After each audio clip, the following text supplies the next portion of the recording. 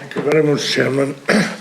I'm glad to get the opportunity, and I suppose first of all I want to thank the witnesses. I haven't been in the room long, but I have been listening to you in my room and the office upstairs. So to thank you very much. I want to thank the members for their questions, and it's a very important, interesting debate. I suppose first of all I want to thank the palliative care team that we have in Kerry.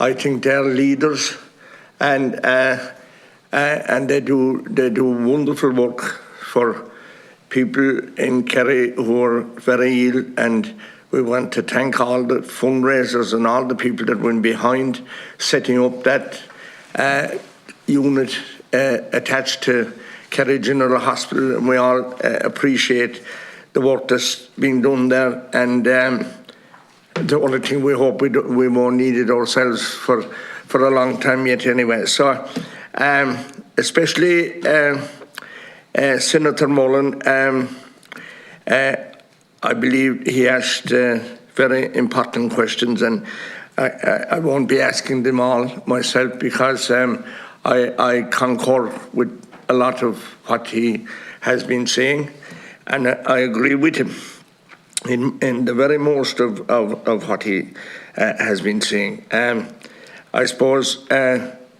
am very concerned when I heard him saying about turning up the morphine, and that's actually turning off the light or the life in someone's heart. Because I was with someone in very recent times, and he was talking to me, and he was fine, and the next thing the instructions came that the morphine was being turned up, and that man didn't speak anymore to me. There was only hours in it. I think that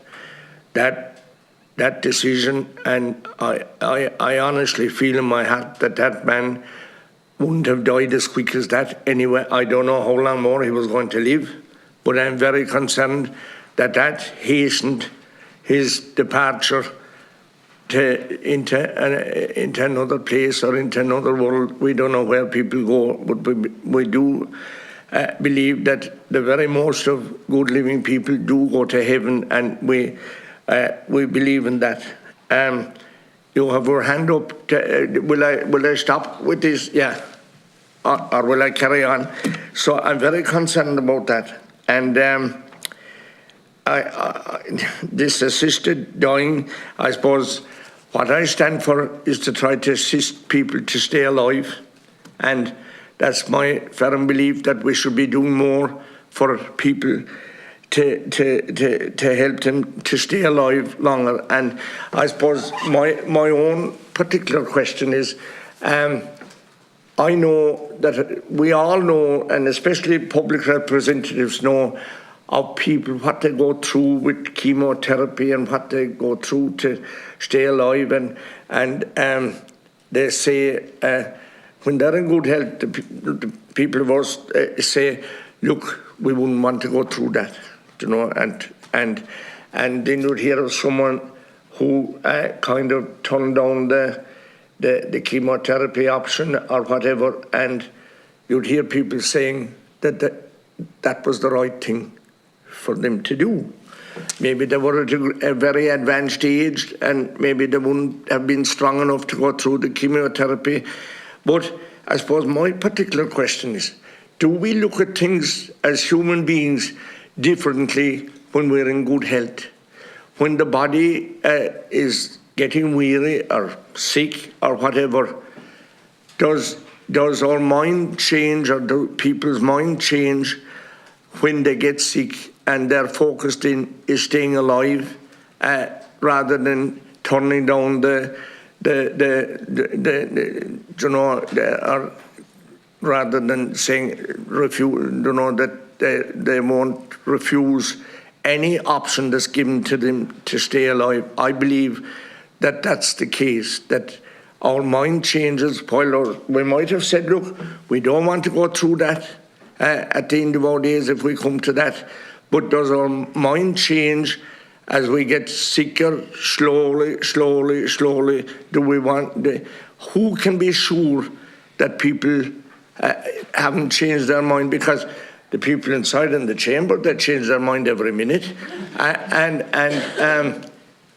So look, I'd like to hear what he say about that. Firstly, Deputy, I'm very sorry for your loss. I'm very sorry for your loss. And if I can just take a moment, what you were saying that there is really important, because a lot of people have that concern about morphine and about opioids. Obviously, I can't comment on any individual case, but the way we use opiates, and when I say opiates, that's morphine is the opiate family. You know, we use it for pain relief in a palliative care setting, and we also use it for a certain type of shortness of breath that people can get when they have maybe very advanced cancer affecting their lungs, or what we call, you know, heart failure, when someone's heart is weakening an awful lot. So there are certain times that we use it actually to help with shortness of breath as well as with pain, and we always constantly tailor the dose to the person's needs based on what they have or how the symptoms are, and how it's responding to us. It is unacceptable for us for someone to have side effects, and we try to minimize them as much as possible. But in a palliative care setting, there is actually a lot of evidence to show that using medication safely and properly, and it's like everything, we have to do things safely and properly, that they don't actually hasten death. So I'm very sorry for your experience, but I'm really glad that you brought up this really important topic, because that's a worry for a lot of people. And coming to the second question, if I may, I'll finish my point with the second question that you said about, do people change their mind as they go through illness? And absolutely yes, the research does show that we all have expectations and hopes and wishes as we are healthier, but as life changes and as our experience changes, we all actually change in our, you know, over time, change in our hopes and expectations. And that does happen when people are going through illness too. That's something that may have seemed unacceptable to them in the past. Actually, as they're going through it, they get adapting skills or coping skills, and hopefully we put the resources in the place to help them. And I'm really heartened by this committee here, but also the huge emphasis on supporting people. In my own area of Kildare, West Wicklow, actually, a really important aspect of helping support patients and families is actually home helps to enable them to be in the home. You know,